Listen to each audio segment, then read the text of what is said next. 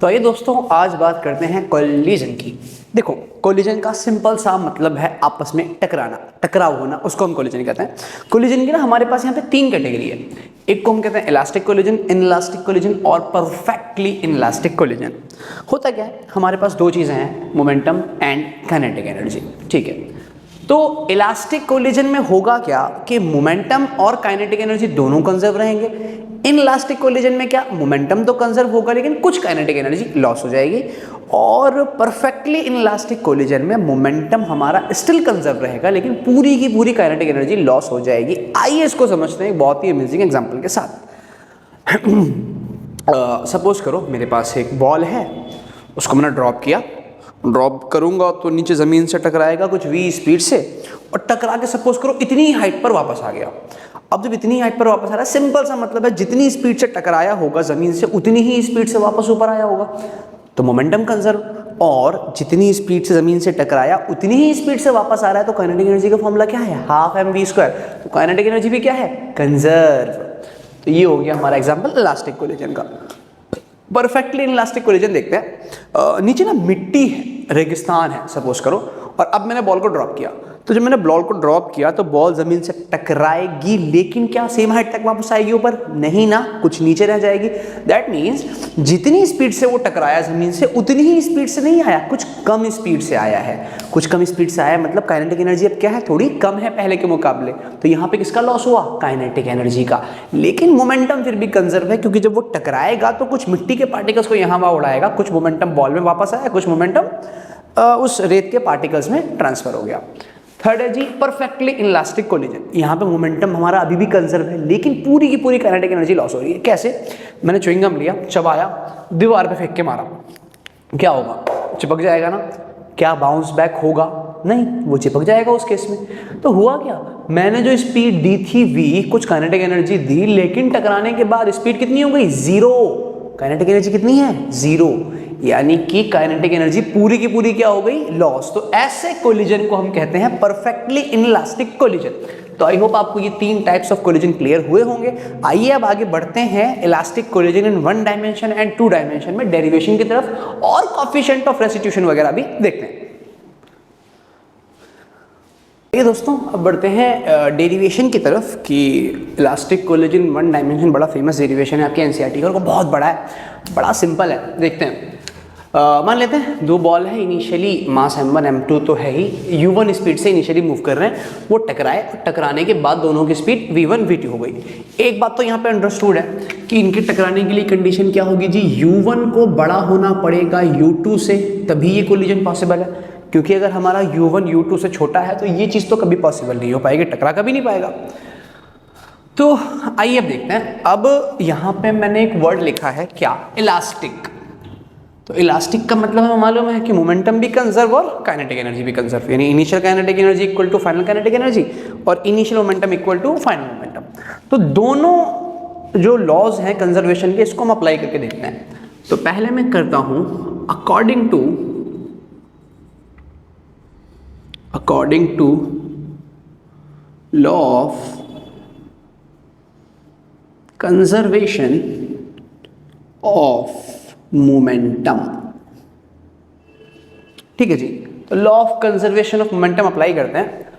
तो वो क्या कहता है हमसे कि जो इनिशियल मोमेंटम है और जो फाइनल मोमेंटम है ये हमेशा बराबर रहेगा। अब देखो, इनिशियल मोमेंटम क्या रहेगा इस कोलिजन में, बिफोर कोलिजन, और फाइनल मोमेंटम कहाँ से मिलेगा हमें, आफ्टर कोलिजन। तो इनिशियल मोमेंटम अगर हम निकालें तो 2 बॉडीज हैं इनिशियली, एक m1 है, u1 स्पीड से मूव कर रही है, दूसरा है m2 u2 स्पीड से मूव कर रहा है, इक्वल टू फाइनल मोमेंटम निकालेंगे तो एक बॉडी है m1 v1 स्पीड से मूव कर रही है, दूसरी है m2 v2 स्पीड से मूव कर रही है। ठीक है जी, तो इसको इक्वेशन मान लिया मैंने 1। अब थोड़ा सा काम क्या करता हूँ मैं, 1 वालों को, m1 वालों को एक तरफ और m2 वालों को एक तरफ पटक देते हैं। तो यहाँ से हम करेंगे m1 u1, इसको माइनस में ले आते हैं, माइनस का m1 v1, और यहाँ पहले से मौजूद है m2 v2, इसको उठा के वहाँ ले गए, माइनस का m2 u2। इसमें क्या कॉमन आ रहा है, क्या कॉमन आ रहा है जी, इसमें m1 कॉमन आ रहा है, क्या बचा u1 minus v1 equal to, यहाँ पे m2 कॉमन आ रहा है, क्या बचा v2 माइनस u2। इसको नाम देते हैं इक्वेशन नंबर 2। आई होप ये क्लियर हुआ होगा। आगे आते हैं। अब मैं अप्लाई करता हूं अकॉर्डिंग टू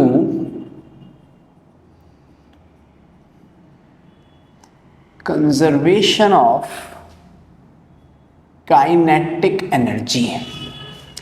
अब हम conservation of kinetic energy apply करते हैं। अब आप कहते हो यार कंजर्वेशन ऑफ एनर्जी होता है, ये कंजर्वेशन ऑफ काइनेटिक एनर्जी क्या है? देखो ये सारा प्रोसेस कहाँ हो रहा है? हॉरिजॉन्टल सरफेस पे। हाइट कितनी है दोनों जगह? 0 0। तो पोटेंशियल एनर्जी कितनी होगी? 0।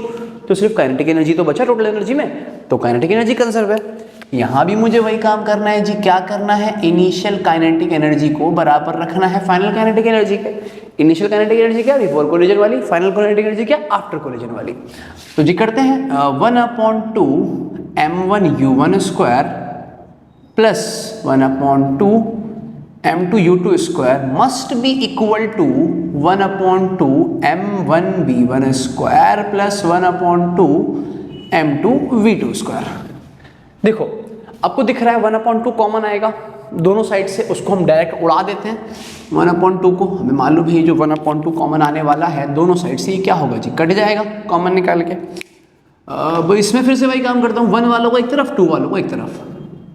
तो m1u1 स्क्वायर यहाँ पे है, चलो लिख देता हूँ पहले, m2u2 square equal to m1v1 square plus m2v2 square. फिर से वही काम करेंगे, 1 वालों को एक तरफ और 2 वालों को एक तरफ। तो ये क्या बन गया? m1u1 square minus m1v1 square equal to, वहाँ पे पहले से मौजूद है m2v2 स्क्वायर, इसको उठा के माइनस में ले गए, तो माइनस का m2u2 स्क्वायर। देखो जी यहाँ से मैं m1 कॉमन निकालूंगा, क्या बचा? u1 square minus v1 square equal to, वहाँ से कॉमन निकाला m2, क्या बचा? v2 square minus u2 square. इसको मानते हैं समीकरण नंबर 3। अब मैं क्या करूँगा? इक्वेशन 3 को डिवाइड कर रहा हूँ इक्वेशन 2 से। तो इक्वेशन 3 को डिवाइड करते हैं 2 से, क्या बचा? m1u1 square minus v1 square upon में, यहाँ पे क्या लिखा है LHS में? m1 ब्रैकेट में u1 माइनस v1, यहाँ पर m1 ब्रैकेट में u1 minus v1 equal to, यहाँ क्या है RHS में? m2 v2 square minus u2 square divided by, यहाँ क्या लिखा है RHS में? m2 v2 minus u2, m2 v2 minus u2। एक चीज देखो, ये m1 से m1 गया, यहाँ m2 से m2 गया। अब अगर ढंग से देखेंगे तो ये क्या लिखा है? u1 square minus v1 square, ये a square minus b square नहीं चल रहा क्या? यहाँ भी देखो a square minus b square वाली फॉर्म ही तो चल रही है। तो इसको मैं क्या कर सकता हूँ? a प्लस b और a माइनस b। सिमिलरली यहाँ पर भी हम क्या कर सकते हैं? a प्लस b इंटू में a माइनस b। यहाँ पर डिनोमिनेटर में क्या लिखा है? u1 minus v1। यहाँ पर क्या लिखा है जी? v2 minus u2। देखो फिर से ये पूरा ब्रैकेट उड़ गया, ये पूरा ब्रैकेट उड़ गया। यहाँ पे क्या बचा आपके पास? u1 plus v1 equal to v2 plus u2। इसने मानते हैं हम इक्वेशन नंबर 4। आई होप आपको ये क्लियर हुआ होगा। आगे बढ़ते हैं। तो ये इक्वेशन नंबर 1 2 3 4 यहाँ तक का तो काम हमने कर लिया, इसमें कुछ नहीं करा। कंजर्वेशन ऑफ मोमेंटम लगाया, कंजर्वेशन ऑफ एनर्जी लगाई। थोड़ा सा एक स्टेप जो ध्यान रखने वाला है वो क्या, कि वो क्या स्टेप है कि इक्वेशन नंबर 3 को हम डिवाइड करेंगे 2 से। एक तो यहाँ पर ये स्टेप एक इम्पॉर्टेंट था। आइए अब आगे बढ़ते हैं। अब मैं क्या करूँगा, देखो हमें यहाँ पे करना क्या है, हमारा जो मेन काम है ना वो है कि मुझे निकालना है स्पीड आफ्टर कोलिजन क्या होगी बोथ बॉल्स की। मतलब v1 v2 कैलकुलेट करना है, तो ऑब्वियस सी बात है मेरे को m1 m2 u1 u2 ये नोन है। तो हमारा एफर्ट किसके ऊपर है? v1 और तो पहले मैं क्या करता हूँ, यहाँ से इस इक्वेशन से ना v1 की वैल्यू निकालता हूँ। तो v1 इक्वल टू क्या हो गया बच्चों? देखो v2 प्लस u2, ये तो पहले से मौजूद है, तो इसको उठा के पहली साइड ले जाते हैं। तो माइनस का u1 और इसको उठा के ना मैं पुट कर रहा हूँ, put in first equation. v1 की वैल्यू को उठा के पुट कर रहा हूँ फर्स्ट में। उससे क्या बेनिफिट होगा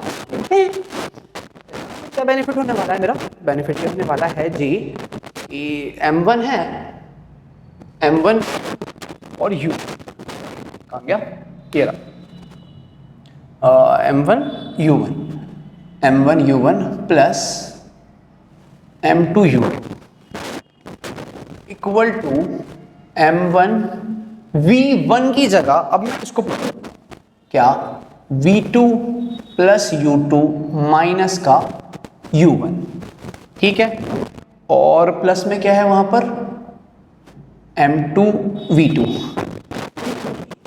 अब यहाँ पे देखो मेरे को कुछ नहीं करना, हमें यहाँ पे सॉल्व करना है इस तरीके से कि v2 को सेपरेट, तो ये क्या बन जाएगा मेरे पास m1 u1 plus m2 u2 equal to m1 v2 plus m1 u2 minus m1 u1 plus m2 v2। तो देखो ये v2 वालों को छोड़ के बाकी सबको एक तरफ लिख, यहाँ पे क्या बचा मेरे पास m1 u1, ये u है, m1 u1 plus m2 u2 minus का m1 u2, इसको उठा के लाए यहाँ माइनस में, और ये माइनस का यहाँ आगे प्लस हो जाएगा, ये माइनस का यहाँ आगे प्लस होगा, प्लस का m1 u1 इक्वल टू यहाँ m1 v2 और यहाँ m2 v2, इसमें से v2 कॉमन निकालूंगा तो क्या बचेगा m1 प्लस m2। अब देखो यहाँ पे क्या हो रहा है, हम देखें ये और ये सेम है, ऐड हो जाएगा तो क्या हो गया 2m1 u1 प्लस यहाँ से क्या कॉमन आ रहा है u2, क्या बचा ब्रैकेट में m2 माइनस m1, यहाँ पे v2, इस पूरे को उठा के मैं डिवाइड में ले आ रहा हूं पूरे को, क्या m1 प्लस m2। तो ये बच्चों किसकी वैल्यू निकल के आ गई हमारे पास v2 की, velocity of second ball after collision कितना आ गया हमारे पास 2m1 u2 plus u2 m2 minus में अपॉन प्लस m2, ये हमारे पास आ गए velocity of second ball after collision. ठीक है जी, ये velocity of second ball after collision है। अब हमें निकालनी है कि velocity of first ball after collision, बड़ा सिंपल है, यहाँ पे तो कोई एफर्ट करना ही नहीं है। देखो इसको उठा के मैं सीधा क्या करूंगा, पुट v2 की वैल्यू को इन इक्वेशन नंबर 4 में हम पुट कर देंगे, सीधा उठा के मैं यहाँ पे पुट कर दूंगा, तो ये क्या हो जाएगा u1 plus v1 equal to v2 की जगह पे ये सारा data 2m1 u1 plus u2 into में m2 minus m1 divided by m1 plus m2 और प्लस का क्या है जी u2।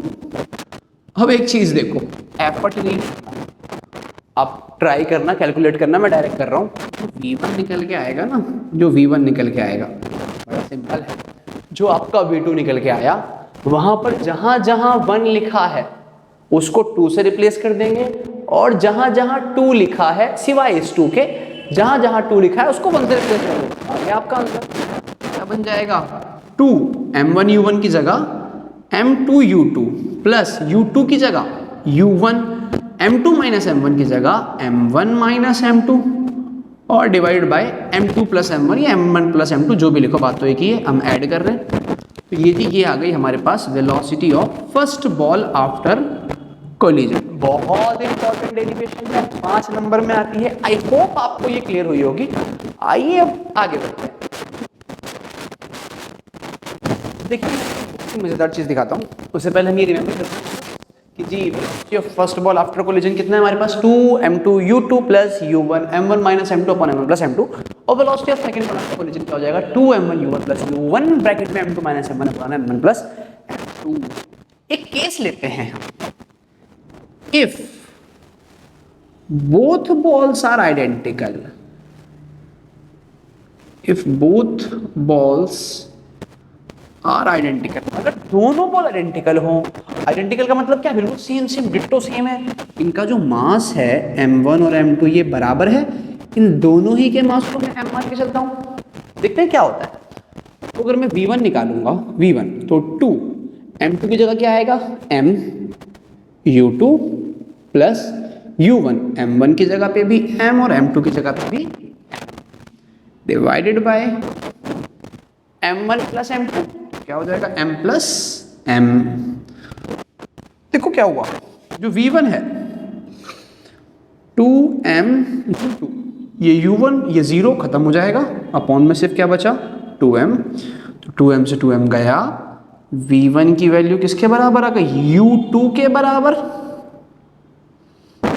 को जरा और देखते हैं, यहाँ भी वही काम करते हैं, तो जो जी v2 हो जाएगा 2 m1 की जगह m plus u1 plus I think I made some mistake, there must be u2, okay, so 2m1 u1 plus u2, और m2 की जगह पे भी m, m1 की जगह पे भी m, अपॉन में m1 की जगह m प्लस m2 की जगह m। तो ये v2 क्या हो गया मेरे पास 2m u1 प्लस ये 0 पूरा, m माइनस m 0 हो जाएगा, u2 से मल्टीप्लाई को 0, अपॉन में कितना आ गया 2m, तो 2m से 2m गया, यहाँ v2 की वैल्यू किसके बराबर आ गई, u1 की बराबर।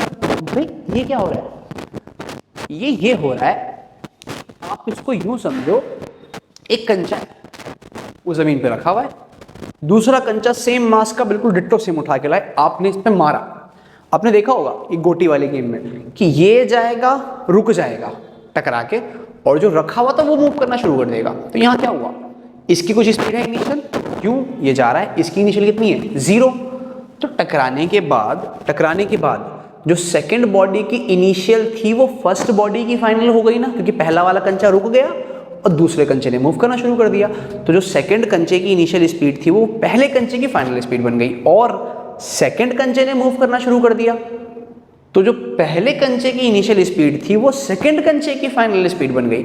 मतलब यहाँ पे क्या हो रहा है, वेलोसिटी क्या हो रही है यहाँ पे, वेलोसिटी इंटरचेंज। तो क्या हो रहा है यहाँ पर, वेलोसिटी इंटरचेंज। तो क्या हो रहा है यहाँ पर, वेलोसिटी इंटरचेंज। तो यहां पर देखो बच्चों, अगर हमारा मास सेम रहेगा तो वेलोसिटी दोनों बॉडीज की आपस में चेंज हो जाएगी। तो यहां पर हम लिखेंगे कि आई होप आपको ये क्लियर हुआ होगा। तो ये था हमारे पास इलास्टिक कोलिजन इन 1 डायमेंशन। आइए अब बढ़ते हैं इलास्टिक कोलिजन इन 2 डायमेंशन के डेरिवेशन की तरफ। उसके बाद हम देखेंगे कोएफिशिएंट ऑफ रेस्टिट्यूशन। तो आइए बढ़ते हैं इलास्टिक कोलिजन इन 2 डायमेंशन की तरफ। 2 डायमेंशन का मतलब कहीं ना कहीं जो मोशन है वो एक्स वाई के कहीं बीच में हो रहा है। तो देखो, एक पार्टिकल है m1 मास का, वो u स्पीड से जा रहा है, और दूसरा पार्टिकल है, अज्यूम कर लिया हमने वो रेस्ट पर है। अगर वो रेस्ट पर है, इसका मतलब इसकी जो इनिशियल स्पीड है वो क्या रहेगी जी, 0। तो ये बिफोर कोलिजन का केस है, ये टकराएंगे। अब देखो, ऐसा भी तो होता है ना, कई बार तो ऐसा है, कंचा आपने मारा, दोनों सीधे निकल गए, और कई बार ऐसा भी होता है कंचा आपने मारा, एक इधर गया एक इधर गया, तो दोनों अलग अलग डायरेक्शन में मोशन कर रहे हैं। पिछला जो केस लिया था वो हमने लिया था कि लीनियर डायरेक्शन में अगर मूव करें। सेकंड केस हम लेने कि दोनों अगर अलग अलग डायरेक्शन में मूव करें, तो 2 ही केस हो सकते हैं कोलिजन के, दूसरे केस हम यहाँ पढ़ रहे हैं। मान लेते हैं कोलिजन के बाद जो m1 है वो कुछ v1 स्पीड से ऐसे जा रहा है ऊपर की तरफ, एक्स एक्सिस से एंगल बना रहा है थीटा, और आफ्टर कोलिजन जो m2 है वो कुछ ऐसे इस डायरेक्शन में जा रहा है, और एक्स एक्सिस से कुछ एंगल बना रहा है फाई, मतलब ऐसे जा रहे हैं इस तरीके से दोनों। तो वो हमने बोर्ड पे इस तरह से प्लॉट करके दिखाया है। अब लगाते हैं फिर से वही काम, conservation of momentum, conservation of energy, और बस देखो, एनर्जी तो अपनों को मालूम है क्या होती है जी, स्केलर क्वांटिटी। उसके लिए तो हमें डायरेक्शन की कोई नीड नहीं है ना। तो अगर मुझे कंजर्वेशन ऑफ एनर्जी अप्लाई करनी होगी, सिंपल, यहाँ की काइनेटिक एनर्जी प्लस यहाँ की काइनेटिक एनर्जी इक्वल टू यहाँ की काइनेटिक एनर्जी प्लस यहाँ की काइनेटिक एनर्जी। ये किस डायरेक्शन में जा रहे हैं एनर्जी में, उससे अपनों को कोई मतलब नहीं है, क्योंकि एनर्जी स्केलर क्वांटिटी है। तो सिंपल हम क्या करेंगे यहाँ पर, initial kinetic energy equal to final. Initial कितनी है जी, 1/2 m1 u square, 1/2 m1 u square plus 1/2 m2, इसकी स्पीड 0 है, तो इसकी काइनेटिक एनर्जी कितनी हो जाएगी, 0, equal to 1/2 m1 v1 square plus 1/2 m2 v2 square. फिर से देखो 1/2 कॉमन आई कट जाएगा, तो यहाँ पे क्या इक्वेशन बन गई, m1 u square equal to m1 v1 square plus m2 v2 square. m1 यहाँ लाऊंगा तो m1 कॉमन आ जाएगा, क्या बचा u square minus v1 square equal to m2 v2 square. एक इक्वेशन तो मेरी ये आ गई कंजर्वेशन ऑफ एनर्जी से। अब अगर कंजर्वेशन ऑफ मोमेंटम की तरफ जाएं तो हमें मालूम है कि अपना जो मोमेंटम है वो तो वेक्टर क्वांटिटी है, और अगर वो वेक्टर क्वांटिटी है इसका मतलब डायरेक्शन भी लेना पड़ेगा, और मैं पहले भी लेक्चर से बता चुका हूँ, दोबारा बता रहा हूँ, फिजिक्स में सबसे इंपॉर्टेंट और सबसे टफ जो है वो तब आता है जब कोई चीज़ एंगल बना लेती है। और उसका सबसे आसान तरीका मैंने आपको बताया है। आप किसी भी चैप्टर का क्वेश्चन कर रहे हो, किसी भी टॉपिक का क्वेश्चन कर रहे हो, अगर कोई वेक्टर क्वांटिटी एंगल बनाती है तो सबसे पहला काम, सब कुछ छोड़ के सबसे पहला काम होगा उसका कंपोनेंट निकालना। क्या पूछ रहा है, कैसे करना है, भाड़ में जाए मतलब नहीं है, सब बात की बात है। सबसे पहला अगर हम कोई काम करेंगे तो वो करेंगे कंपोनेंट, उसके बाद आगे का सोचेंगे। तो वेलोसिटी क्योंकि यहाँ एंगल बना रही है थीटा, और ये v2 यहाँ एंगल बना रहा है फाई, तो कुछ एंगल बन रहा है, वेलोसिटी वेक्टर क्वांटिटी है तो उसका कंपोनेंट तो आएगा। तो v1 का एक कंपोनेंट लेंगे यहाँ पर, और कंपोनेंट कैसे निकालते हैं, जिस एक्सिस के अलोंग थीटा बनाएगी वहाँ पे कॉस और उसके परपेंडिकुलर वाले पे साइन का कंपोनेंट। तो यहाँ पर कौन सा कंपोनेंट आएगा जी, v1 cos थीटा, और v1 का यहाँ कौन सा कंपोनेंट आएगा, v1 sin थीटा। सिमिलरली इस v2 के भी कंपोनेंट आने हैं, v2 का भी एक कंपोनेंट आएगा इस डायरेक्शन में क्योंकि यहाँ से एंगल बन रहा है फाई, वो क्या हो जाएगा v2 cos फाई, और एक इसके परपेंडिकुलर कहाँ आएगा, नीचे एक कंपोनेंट आएगा नीचे, वो कितना हो जाएगा v2 sin फाई। सबसे इंपॉर्टेंट काम मेरे लिए ये है यहाँ पर, अब कुछ नहीं है, लगा देंगे कंजर्वेशन ऑफ मोमेंटम, एक बार x में लगाएंगे एक बार y में लगाएंगे, हो गया हमारा काम। अब देखो x में करते हैं, तो इनिशियल वेलोसिटी x में किसकी है जी, इसकी है, इसकी तो है ही नहीं, बेचारा रुका हुआ है। तो कंजर्वेशन ऑफ मोमेंटम लगाएंगे x में, तो initial momentum of x equal to final momentum in y। तो इनिशियल कितना है m1u प्लस ये 0 इक्वल टू फाइनल कितना है, देखो m1 और इसकी x में वेलोसिटी कितनी है v1 cos थीटा, ये m2 x में वेलोसिटी कितनी है v2 cos फाई।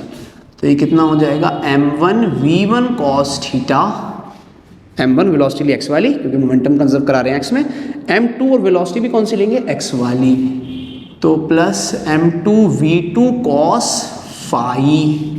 तो यहाँ से इक्वेशन जी क्या बन गई मेरे पास, m1u, और देखो इसको यहाँ माइनस में ले आते हैं, तो m1u माइनस का m1 v1 cos theta equal to m2 v2 cos phi. यहाँ से m1 कॉमन निकालेंगे तो u माइनस v1 cos थीटा, u माइनस v1 cos theta equal to m2 v2 cos phi. इसको हम कहते हैं समीकरण number 1, equation number 1। Similarly conservation of momentum in Y axis करेंगे, तो यहाँ भी मैं क्या करूँगा, initial momentum in Y axis must be equal to final momentum in Y axis. देखो इनिशियली ये तो रेस्ट पर ही है बेचारा, जब एक्स में ही इसका मोमेंटम 0 है तो वाई में कहाँ से होगा, मूव ही नहीं कर रहा। और इसका भी जो मोमेंटम है वो सिर्फ किस में है, एक्स में, इसकी वेलोसिटी सिर्फ किस में है, एक्स में, वाई में कोई वेलोसिटी नहीं है। अगर वाई में आपको इसका कंपोनेंट भी निकालना है तो ये रहा u और ये रही वाई एक्सिस। कंपोनेंट कैसे निकालते हैं, जितना एंगल बनाता है उसका कॉस, तो ये यहाँ कितना एंगल बना रहा है 90, तो अगर मुझे u y निकालना होगा तो कितना हो जाएगा, u cos 90, और cos 90 कितना होता है 0, तो u y कितना हो गया 0, मतलब ये सामने मूव कर रहा है, इसकी कोई भी प्रेजेंस y एक्सिस में नहीं है, इसका कोई हिस्सा y एक्सिस में नहीं है। तो इनिशियल मोमेंटम इसका वेलोसिटी कितनी होगी इसकी y में 0, तो इसका मोमेंटम भी 0 होगा और इसका तो वैसे ही बेचारा रुका हुआ ही है, तो 0 + 0 इक्वल टू फाइनल मोमेंटम करेंगे y में। तो देखो m1 जो है v1 sin थीटा से ऊपर जा रहा है और m2 जो है v2 sin फाई से नीचे आ रहा है, तो फाइनल मोमेंटम y में m1 का कितना हो जाएगा, m1 v1 sin थीटा। लेकिन ये नीचे आ रहा है बच्चों, तो इसको माइनस करना पड़ेगा, माइनस का j कैप लेते हैं, मैं फिलहाल i कैप j कैप लेकर के नीचे, तो नॉर्मल हम माइनस ले रहे हैं यहाँ पे because it is an opposite direction. तो ये कितना हो जाएगा, माइनस का m2 v2 sin फाई। तो यहाँ से क्या बन गया मेरे पास, m1 v1 sin थीटा, ठीक है, माइनस वाले को यहाँ लिया था, थोड़ा उल्टा करके लिख रहे हैं, equal to m2 v2 sin phi. इसे इक्वेशन नंबर 2 और ये जो हमने निकाला था इक्वेशन नंबर 3। तो ये इलास्टिक कोलिजन इन 2 डायमेंशन के हमारे पास ये 3 इक्वेशंस आ चुकी हैं। यहाँ पर कोई फर्दर फॉर्मूला नहीं बनता बिकॉज काफ़ी कॉम्प्लिकेटेड टर्म्स बन जाएंगे ना, sine theta sine phi, cos theta cos phi, तो ये 3 इक्वेशन की फॉर्म में हमें डेरिवेशन करनी होती है। तो आई होप आपको ये क्लियर हुआ होगा। मिलते हैं नेक्स्ट लेक्चर में कोएफिशिएंट ऑफ रेस्टिट्यूशन और बहुत ही अमेजिंग टॉपिक्स के साथ।